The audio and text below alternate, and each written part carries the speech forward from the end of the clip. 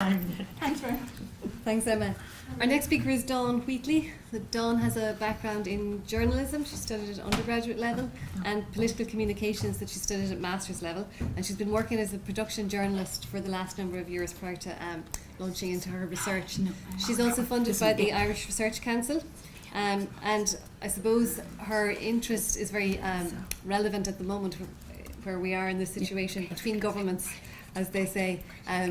It's all being played out in the media, but it's probably also really happening behind closed doors, so it's very timely for this presentation. She's a swimmer and a hill walker, and would be an advocate of research students going to summer schools, because she had a very good experience going to one in Germany for 2 weeks last summer. So that's Dawn's recommendation, so thank you. Thanks everybody for coming. My research is about news production and the origins of online news content. To give a quick bit of context, it was the mid-90s where things really changed for news production, and the very rigid deadlines of print and broadcast news gave way to something much more fluid. And there were no strict deadlines with these news organisations' websites, but with that came this demand for instant news and this kind of breaking news culture, and journalists working in newsrooms are under this new constant pressure to try to find stories during the day. So what I'm interested in is how do these new routines of online news production influence the sourcing of policy-related news content? And when I refer to policy, I'm using story coverage of the health service in particular as my sample. And so I'm looking at 5 news websites over 14 weeks last year, which has given me just over 1,100 news stories. And what triggered these stories is what I'm interested in. Was it something somebody said? Did an unexpected event happen?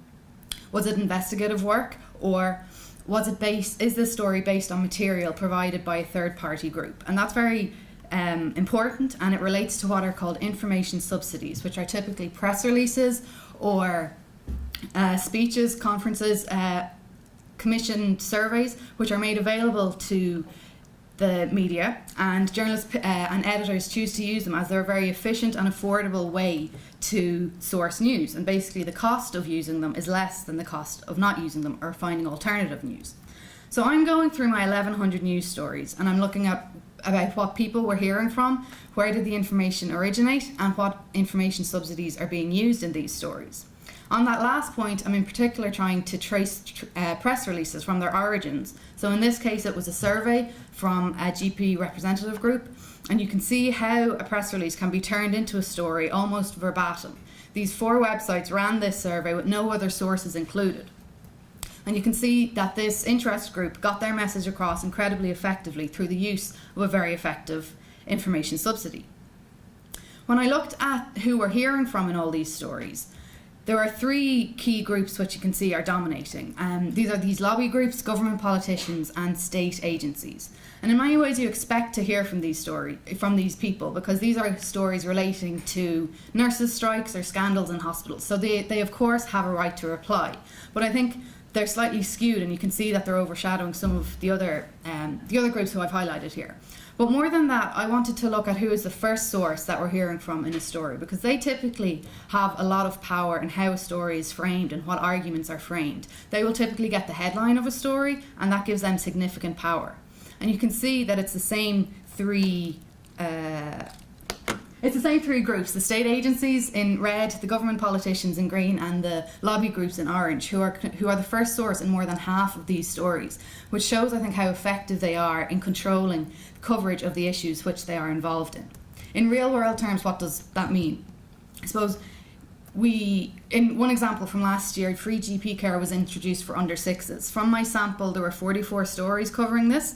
One of the GP groups were opposed to this scheme. So these trade unions or representative groups appear in 29 of the stories, but they were the first source in 22. So they've probably got the headline.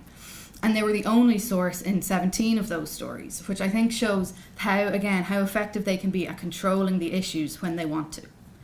Why does any of this matter? I suppose we all know the media has a very important democratic role. It affects how informed we are about our society, how we vote, and then in turn what services we get. But when third parties can be so influential on news, I think it raises questions about where the balance of power lies, especially when journalists feel like they're under such massive pressure with this perceived need to constantly update news websites. And especially when these third parties are, I suppose, taking the place, they're getting these quotes into these news stories, possibly at the expense of what are seen as ordinary or citizen voices who are being demoted and not getting their experiences across. And that leads on to my second point, which is about the hype. There's a lot of hype surrounding digital news and the potential democratization of news content, when in reality I think we can see that journalists are actually being heavily restricted rather than liberated by these demands. And can we say that the public are actually benefiting? We hear a lot about how social media gives people a platform to share their experiences, but if the rest of the world isn't hearing that, or if they're not being incorporated into mainstream news, then you have to wonder how beneficial it really is. And then my final point is about how journalists have power. And one of the main ideas throughout my research is the role of agency, which in sociology is the idea of free will, or the capacity for individuals to act independently. And it's accepted in media studies that news is socially constructed and that journalists are responsible for making decisions in who to include or who to exclude. And that's often seen as a negative, but I think we should try and see that as a positive. They have the power to make news, and they should use this and try to include more diverse voices. And basically that if they can shift the focus off this kind of obsession, or some of the focus at least, off some of this obsession with breaking news and constant updates during the day, it will benefit news coverage in the long term. That's it.